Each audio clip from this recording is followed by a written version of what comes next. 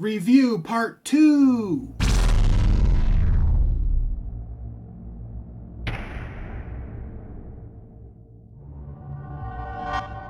So this is my Part 2 review of the Mockingjay Part 2 movie. So I was not surprised by any of the twists, even though I hadn't read the books. While watching the movie, I wasn't really surprised. I was able to guess all of the turns in the story, which it could be because I watch a lot of movies, but I wasn't surprised by them. So to me, they weren't twists, they were just turns in the story, turning points. So Mockingjay Part 1 was 2 hours and 3 minutes. Mockingjay Part 2 was 2 hours and 17 minutes.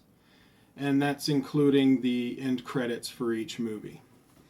So that's about 4 hours and 20 minutes altogether. And if you cut out the credits from the first movie, it'd make it about 4 hours and 10 minutes. Now I think you could have easily cut out 30 minutes of each movie, which would make one concise movie of 3 hours and 10 minutes. Or a 3-hour movie. Now I understand why they cut movies into 2 parts when it's the last book of a series, because they want to make more money they want to make more movies. So they make 2 parts. But when they do that, they don't want to make an hour-and-a-half movie. Make 2 1.5-hour movies. They want to try and draw it out and make it closer to a 2-hour movie, so it's a little more epic.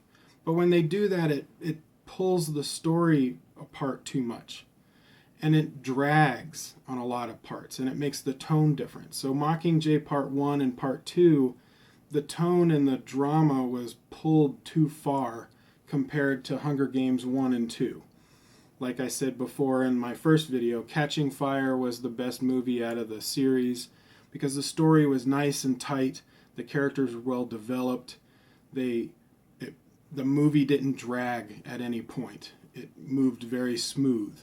But Mockingjay Part 1 and 2 seemed like there were a lot of unnecessary, slow, dramatic moments that didn't need to be there. And it would have been much better if they could have written a screenplay to not have a lot of that stuff and just make it nice and tight like they did in the first 2 movies.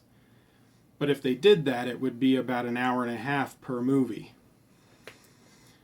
I would prefer 1 3-hour movie than 2 2-hour and 20-minute movies.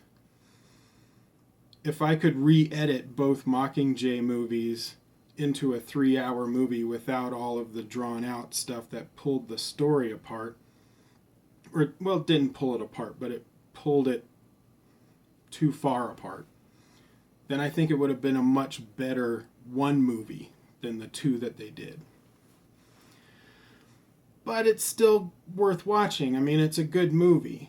The slow points you can deal with. I would still suggest seeing it in theaters. I got to see it in Regal's RPX, which is their version of IMAX. And the sound was amazing. The action scenes were great. It looked awesome.